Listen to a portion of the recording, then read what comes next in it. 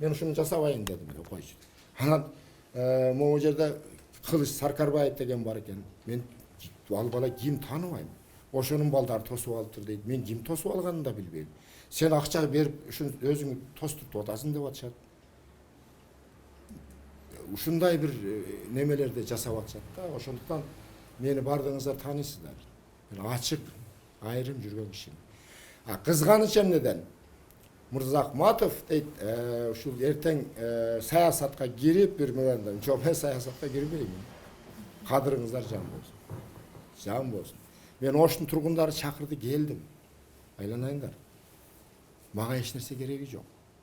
Мага Кыргызстандын бүтүндүгү керек.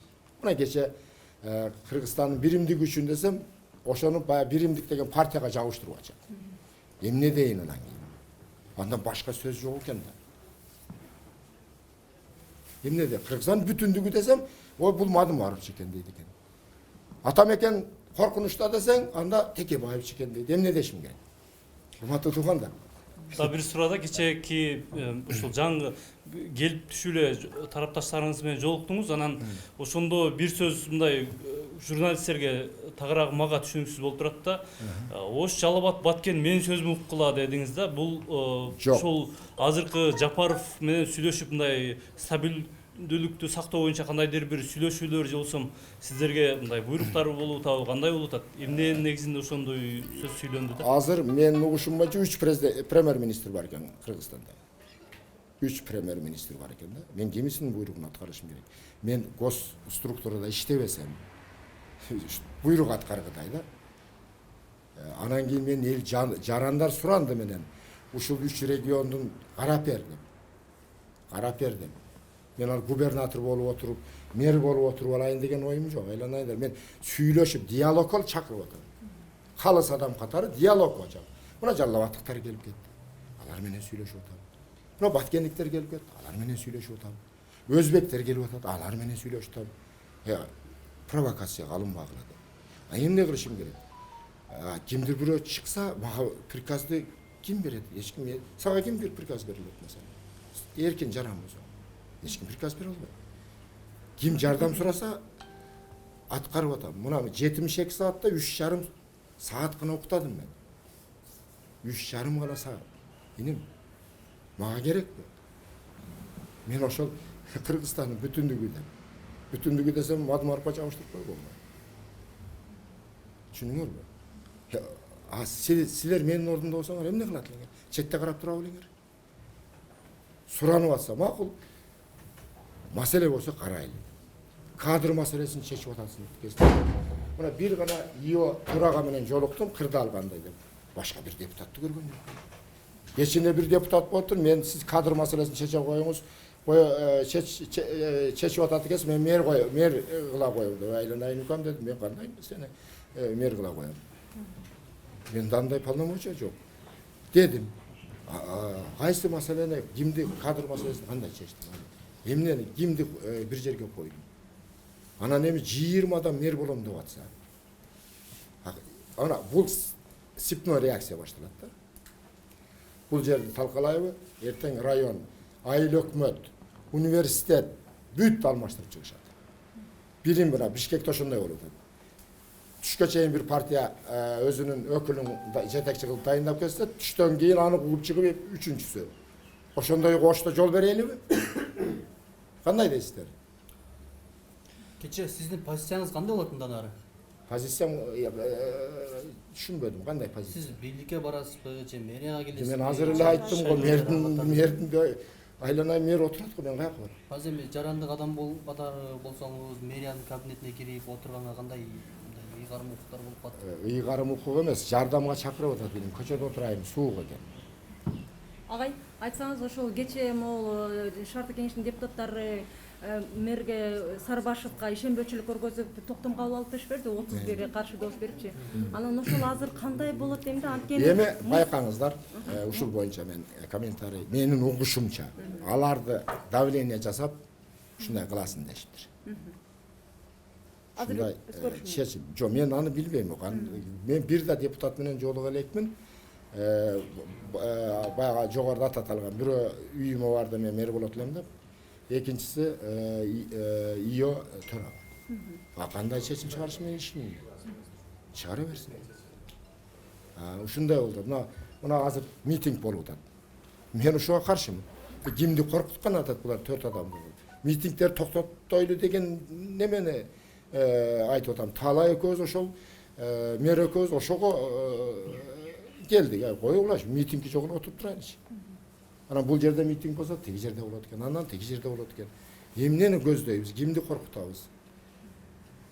Деп ошондуктан стабилдүү мен бул маселелерди айтып аткан себеби Ошто 2010 жыл билесиңер. Эмне болгон, не? Анда кеч болуп калат. Та бир суроодо азыр Искендер Матраев, Фасылбек Жээнбековдор менен сүйлөшө алдыңызбы? Алар менен эмне тууралуу сөз болду? Алардын позициялары, пикирлери кандай экен эгер сүйлөшүү болгон болсо? Сүйлөштүк. Мыйзамсыздыкка барбоо. Монтуп барып бир жерде баса калып, түнү менен бир мыйзамдан сырткарды иштерди жасап, кандайдыр бир мыйзамдан чыккан кыргыз мамлекетинин түпкүлүн доо кетирип аткан шарттарды жасабагыла. Сураныч деп. Ошондо сүйлөштүк. Жашырым эмес, эшикти жаап алып шыбырап эмес. Искендер Матраимов менен сүйлөшкөндөн 5 адам отурду бул жерде.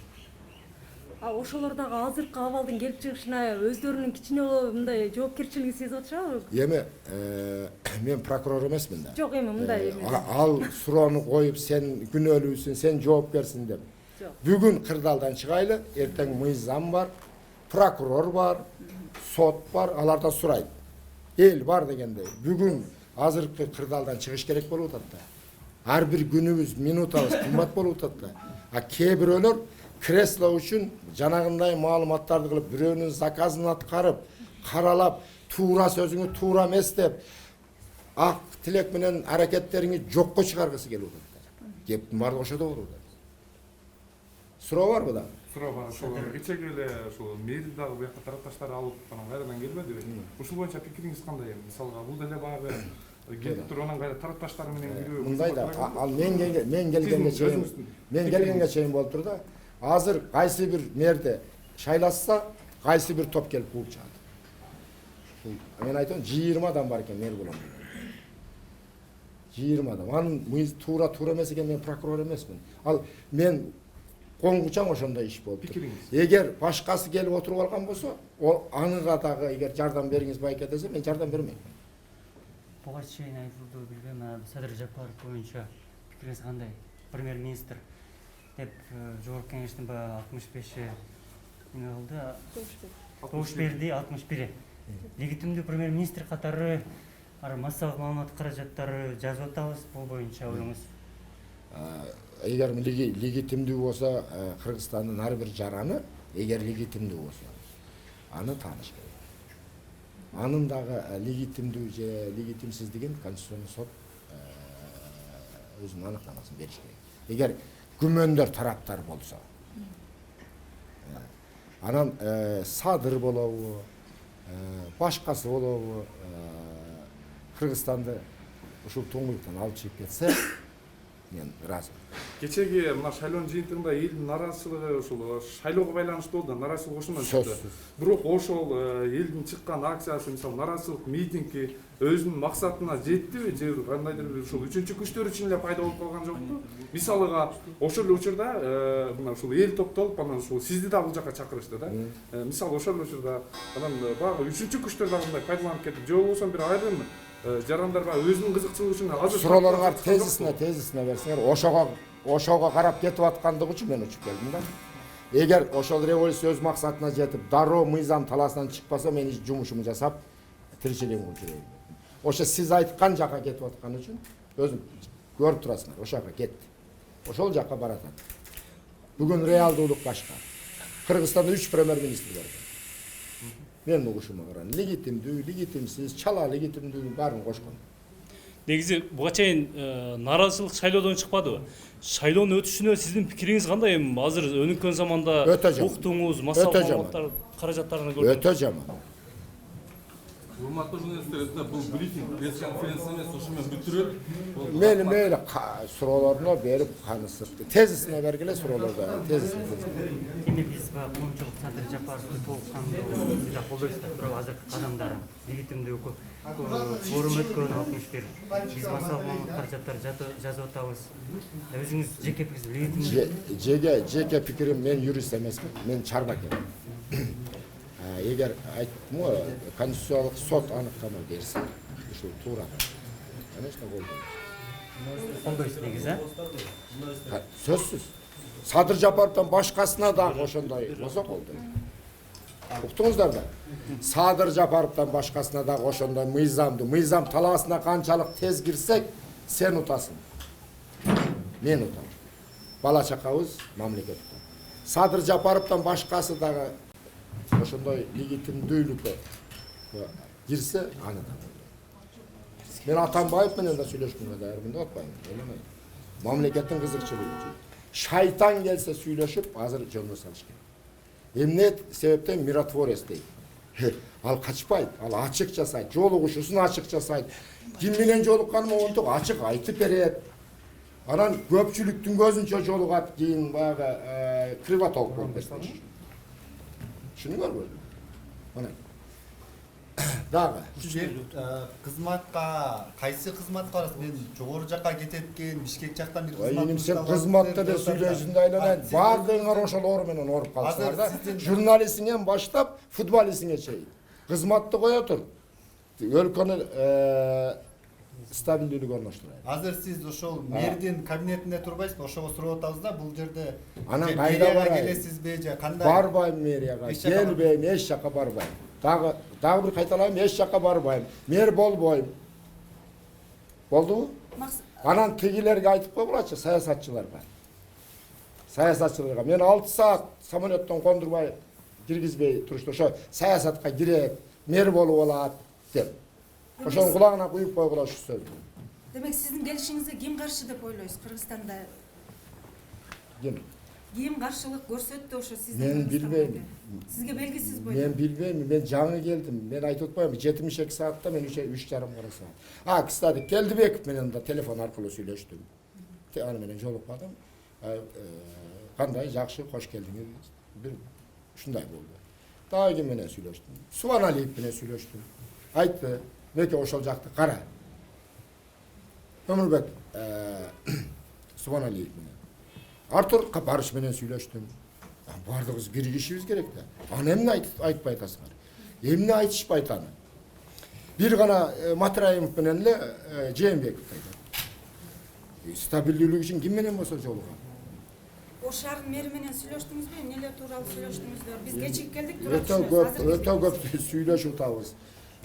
Кырдаалды жөнгө салуу боюнча көп программаларды түзүп атабыз. Кырдаалды гана. Мен айттым, ини мен жакында кетем, сен мүмкүн болушунча менен пайдаланып кал дедим. Ачык. Мирза мырза, кечээ сиз биякта эл менен жолугушканыңызда түнү бирде биз түз эфирде берип аттык. Жалпы жонунан сиз ошо бөлүнүүгө жол бербеш керек деп айттыңыз, бирок ошол эле мезгилде Ош, Жалал Абад, Баткен мени ук деп айттыңыз да. Эмне деп атасыз? Бул түштүк Кыргызстандын өзүнчө мени деп атасыз. Кандай маани? Мына сен дагы туура суроо да. Абдан туура суроо. Түштүк Кыргызстан эмес. Эгер мени нарындыктар чакырса, мен түз нарынга барып конмокмун дагы.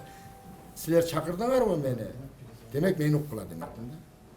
Ушул региондун жигиттери чакырды, мен айттым, мени чакырдыңарбы, анда мен уккула, мен приказ сөзсүз уккула деп айтпайдым.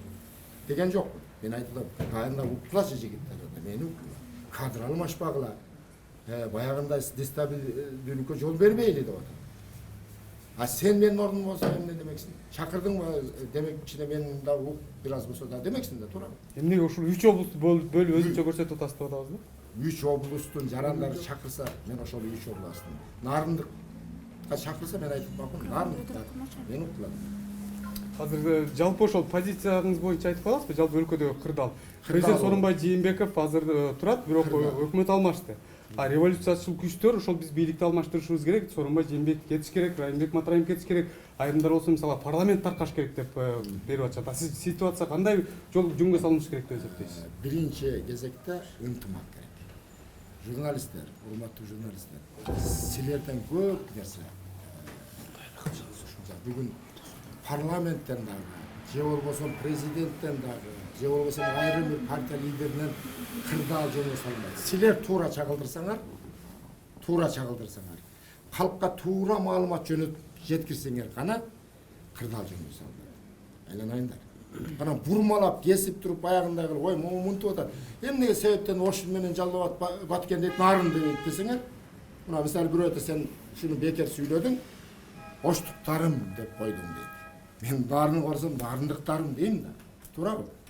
Бишкекке барып, бишкектиктерим дейм. Сен дагы ошондой дейсиң. Аны бир айланайындар, 2010 жылы бардыгын көрдүк. Сен да көрдүң. Оштукчу кийсиң. Ынтымактан башка жолубуз жок. Ынтымактан башка. Кимибиз болсо тегерек отуруп туруп, бардыгыбыз бир пикирге келишибиз керек. Амбиция деген жештириш керек. Жанагы жигит айтканда шайлоо, кресло дегенди чыгарыш керек азыр. Өлкө коркунучта турат. Силерге жетпеген, силер билүү көптөгөн маалыматтар бар. Келип атат. Абдан тревожно. Ошондуктан бул жерде жаран катары иш алып барыш керек. Мондай болуп атат да, маселе, мен ошол жигитке суроо бердим. Сен жалгыз сен эле патриот, калганыңыз эмне? Деп да, сен Кыргызстанга канчалык күйсөң, мен дагы ошончолук күйөм. Экөөбүз канчалык күйсөк, могу кызыбыз да ошончолук күйөт. Демек сизде Ошто туруп, Таалайбек Сарыбашев менен кызматташып, Ош облусунун тынчтыгын, стабилдүүлүгүн сактоого көмөктөшөт деп айтсак жаңылышпайбызбы ошондо? Мен көмөктөшүп атам, эмне кылып атам? Көмөктөшкөндөн башка эмне айтып атам, деп атам, мына ошончо ачык моундай сүйлөшүп, дин менен жолукканымы дагы бир сыйра айтканда бекитпей атам. Бир бурчка барып сүйлөшпөй, мына могул жерде көпчүлүктүн ичинде ачык айрым ал сүйлөшкөндүн бардыгын айтып атам. Бардыгы мына азыр эле канча мага СМСтер келди. Сиз ушундай кылыпсыз, ушул туурабы? Десе деп суроо берип атышат, мен айттым, туура ошондой болду десем таң калып атышат. Ачык болуш керек. Ал жашырып анан Бир суроо, сиз ушул кырдаалда жана Райымбек Матраимов менен да сүйлөштүңүзбү? Ал менен болбосо буга чейин сиздин келгениңизде мурда Райым Матраимовдун жанында жүргөн балдар сизди тосуп алганы барды деп айтып жатышат. Анан кече Кара суунун акими Өзбекстанга барып качып барды, ал жактан кармалды адам. Анан бул ошолордун кырдаалы кандай болуп жатат? Райым Матраимов өзүнүн сүйлөштүңүзбү, жолуктуңузбу? Аларда эмне болуп жатат экен? Мен билбейм экен. Райым Матраимов менен сүйлөшкөн жокмун. Акыркы бир 7 жылда, 8 жылда бир ошончо мен Кыргызстандан кеткениме өзү 6 жыл болду. Сооронбай Жээнбеков менен байланыша алдыңызбы кеткенден кийин? Байланыштым. Ал киши өзү чалды, айтты, Кыргызстандын ынтымактыгына жардамыңарды бергиле, мейлі сен тажрыйбалуусуң, салымыңы кош деди. Мен айтып атпайм, Атамбаев менен да сүйлөшөм. Чакырса барам. Анын да пикирин окуйм. Сооронбай Жээнбеков өзү сизди чакырды деп түшүнсөк болобу? Каяка? Кыргызстанга келишиңизге. Буга чейин келбей ушундай кырдаалда келдиңиз да сиз? Жок, мен ушундай кырдаалда дагы келейин деген оюм жок болчу. Менин жумушум бар. Жумушум бар болчу. Чакырып түшкөн үчүн келди. Элден сунуштук, ыйлашты. Келбесең болбойт, жардам бербесең болбойт деди. Анан кантип өзүңүн элиңи тебелеп өтүп кетесиң? Ким чакырды? Кайсы бир топтор? Эшмат, Ташмат, Асан, Үсөн таанысың мени? Жок, эл эмес, элби же саясий күчтөр? Жок, саясий. Эл сиз менен байланыша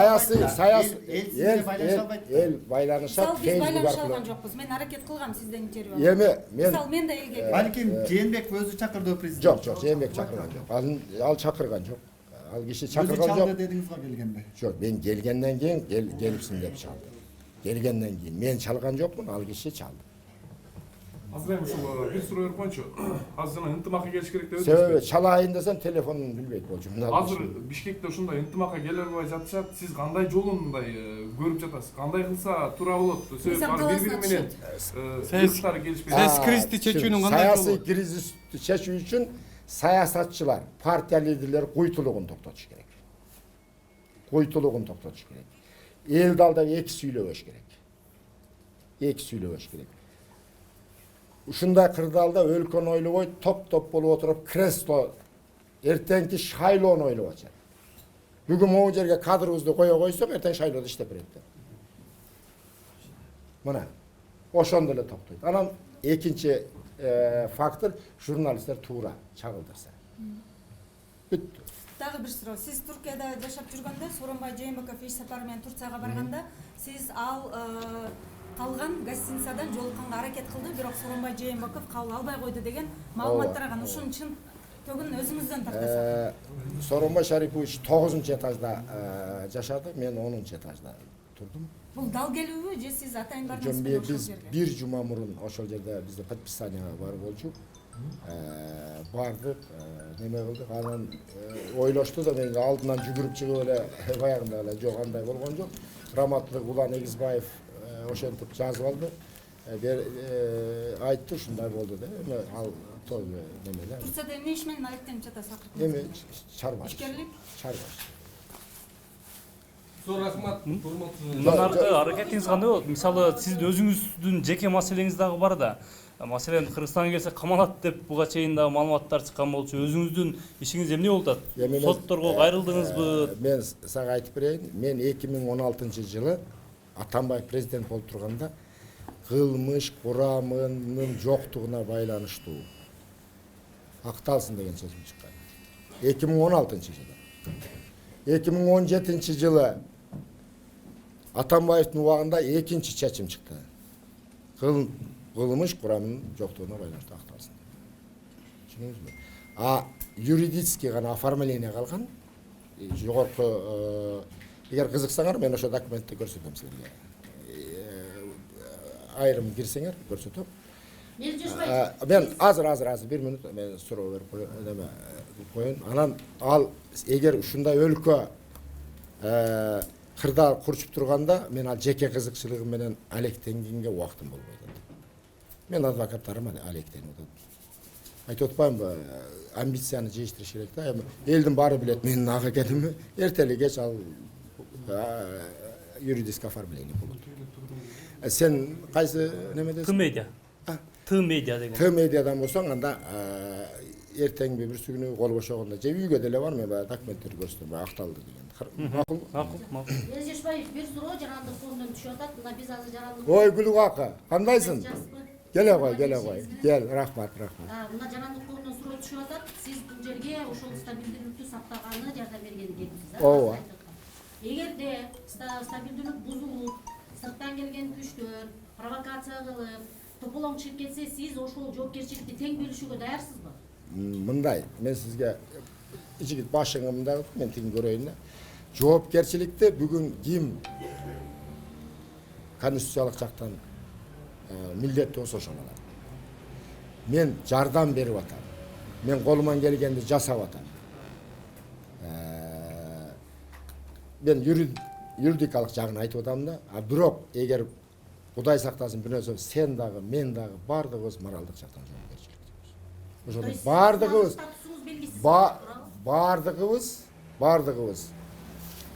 жоопкербиз. Бардыгыбыз жоопкербиз. Ушуну эсиңиздерден чыгарбаңыздар. Мен журналист элем, мен поч элем эмес. Бардыгыбыз жоопкер. Эми экинчи суроо шайлоого барасызбы? Азыр шайлоо. Мен азыр бул жигитке айттым да, шайлоо креслону мээңерден чыгарып тургулачы, айланайдар. Мына өлкө коркунучта турат. Өлкө коркунучта турат да. Ошонун бардыгы шайлоодон болуп атат, могу интригалардын бардыгы. Шайлоону чыгарайлы дагы, мына стабилдүүлүктү ордуна келтирели. Мына стабилдүүлүктү орнотуу деп атасыз. Ошто стабилдүү болбой атат. Абалчы? Мисалы Алтынбек Сулаймановдун спорт менен машыккан жигиттери күнүгө келип бул жерде эки тарап кагылышуу чыгып кетүү алдында турат. Мисалы тынчтыкты орнотобуз деп атасыз. Кандай кадамдар жасап атасыз? Алтынбек Сулаймановго чыгып, ошол спорт менен машыккан балдарыңды тартипке чакырып же дагы башка бир мындай чакырууга бардыңызбы мисалы? Эми мен Кантип орнотуп атасыздар? Кадамыңыздарды айтып консультация кылып атабыз. Эми кимдир бирөө кабыл алып атат, кимдир бирөө макул деп чыгып башка иш кылып атат, бирөө жалган сүйлөп атат дегендей да. Алтынбек Сулайбанов Кыргыздын эң мыкты жигиттеринин, абдан мыкты жигиттеринин бири. Ал Алтынбек Сулаймановдун спортсмени же башка спортсмени мен билбейм. Кара сууга бир бандитти отургузуп коюптур десем, журналист айтты, ал бандит эмес деди. Мен айттым, мага айтышканын айтып атам, бандит эмес болсо абдан жакшы экен. Мен бандит экенин билбейм, мен ушундай болуп турайм деп. Мүмкүн мыкты жигиттер. Мени да бандит дешкен. Ошол Алтынбек Сулайманов деле бандит деп айтат, дешкен. Бардыгын эле ошондой. Кыргыз жабыштыра берет экен да. Анан эми бир жакшына жигит аким болсо, маселен аны бандитсин деп эле жамай бербейли. Мүмкүн бандит эместир. Мүмкүн ошол мен мага жалган информация келгендир. Ошондуктан Алтынбек Сулаймановдун балдары башкасыбы мен билбейм. Бирок ошентип айтып атышат так деп. Алтынбек Сулайманов ойлойм мен ал дагы мыйзамдуулукту колдойт. А өзүнө түз байланышка чыктыңызбы? Жок, чыга элекпиз. Азырынча жок, телефондорун билбейм. Ошон тактоо үчүн эле сурашымда сиз Асылбек Жээнбеков менен сүйлөшүп жүргүздүм деп айттыңыз э, ошондуктан. Ооба, Ошол боюнча. Асылбек Жээнбектин офисине бардым. Менден жаш улуу да. Искендер Матраимовдун үйү могул жерде экен, үйү жакын экен, могул жерде отурду, мен тетиги жерде отуруп сүйлөштүм. Могул жерде 5-6 адам күбө болуп отурду. Сүйлөштүк. Ошо эмне боюнча болду эми сөз? Эми азыркы эле айткандай да, баягы спортсмениңди чыгарба, мыйзам талаасына түшөйлү, анан сен уурусуңбу, кескисиңби, тиги сот, прокуратура тергеп алат. Мыйзам талаасына түшкөндөн кийин ага чейин бир мыйзамды бузбайлы колдоп берди. Мен болуптур, мен жөн отурайын. Аны бири менен баягы Алтынбек Сулайманов очередчиде бардыгы менен аракет кылып сүйлөшүп атабыз. Сүйлөшөбүз, бардыгы менен сүйлөшөбүз. Мына сизге бир справкада Ошто кырдаал начар деп атасыз да. Начар да. Бирок Бишкектегидей начар эмес. Бири-бирин кууп эле жүрөт. Туурабы? Ошого жетпейли деп атам да. Ошого жетпеш үчүн шайтан менен да барып сүйлөшүшүң керек экен да. Анда бүгүнкү митингчилерге эмне деп айтат элеңиз? Туура эмес. Кимди коркуткан атат булар? Эмне максаты бар, айланайын. Анда мына азыр эле мэр менен сүйлөштүк, анда эртең бардык жерде ошо 4төн боз үй тигип алып чыгып отуруп алышат. Демек боз үй тиккен туура эмес. Эмне максат айланайын? Кимди коркутушат булар? 4 боз үй менен. Чечип алып кетиши керек. Демек Сарыбашевдин тарапташтарынын дагы кадамын мыйзамсыз деп эсептейт экенсиз да? Мен барын оюмдагы пикиримди айтам да, эгер менин башыман өткөн иш өткөн болгондо бардыңыздар, силер да башкачараак ойлоп карамаксыздар. Рахмат. Рахмат сиздерге. Болду окшойт. Сен кел, баягы решениелерди көрсөтөм соттун. Макул. Анан бу жигит бурмалап өрбөш үчүн